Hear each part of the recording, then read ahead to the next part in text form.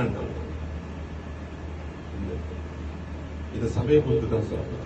இந்த ஆராதனை மண்டபத்தில் ஆராதனை பிள்ளைகளை குறித்து தான் சொல்றேன். இன்னும் நான் விசுவாசிகளை உனக்கு தரவே இல்லை. அது உணர்த்துறாரு. விசுவாசிகளை இன்னும் கதவை திறந்து வரவில்லை. விசுவாசிகள் யாரும் தெரியுமா?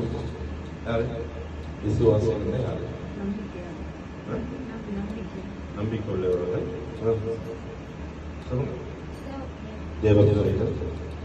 அது விசுவாசிகள் ஆண்டவரை விசுவாசிக்கிற பக்தர்கள், பக்திமானவர்கள்.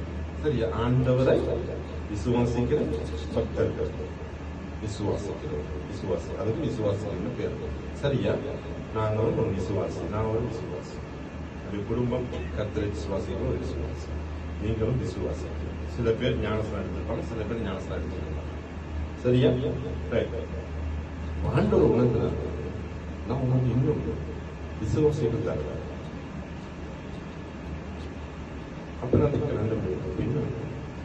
இப்ப உன்னோட வர்றவங்க தான் இந்த ஆலயத்தை ஆரம்பித்து செய்ய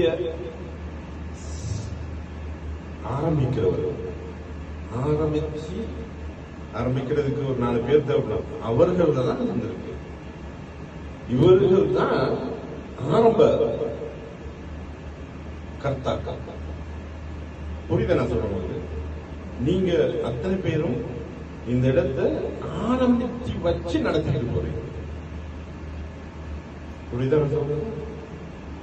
இங்க விசுவாச கூட்டம் என்ன வரத்தோட ஆரம்ப கர்த்தாக்கள் அப்படின்னா ஆரம்பிக்கிற ஆயத்தப்படுத்துற. அதுக்கு படுத்த நான் எல்லாத்தையும் கூப்பிட்டு ஒரு வேலை செய்யணும். பழைய செஞ்சு கொடுக்கணும். நீ விசுவாசம் மாதிரி வந்து இருக்க முடியாது. சேர்ச்சில் விசுவாசிகள் மாதிரி வந்து இருக்க முடியாது. வந்த உடனே நீங்க ஆரம்பிச்சு ஒவ்வொருத்தர் லைட் போடுறவங்க லைட் போடுறோம், கேமரா செட் பண்றது, சமைக்கிறவங்க சமைக்கிறது. இன்னைக்கு சமையலை பத்தி 10 மணிக்கு 12 மணிக்கு தான் தெரியும். என்ன மாதிரி தண்ணி வைக்கிறவங்க, கத்திரை செட் பண்றவங்க, ஏசி செட் பண்றவங்க, கதவு சாத்துறவங்க, அவங்களோட பணியை செய்யணும். நீங்கள் ஆரம்பித்து வைக்கிறவர்கள் ஆரம்ப கர்த்தாக்கள். இது ஏதோ ஒரு உணர்த்துறாங்க. பேர் உங்களுக்கு ஏதோ ஒரு பேர் ஆரம்பித்து வைக்கிறவர்கள், ஆரம்பித்து வைக்கிற கூட்டங்கள். இது அடுத்த கட்டம் ஒவ்வொரு கூடாக தேவனாக மண்டபத்தை தருவார். பொறுமையா இருந்து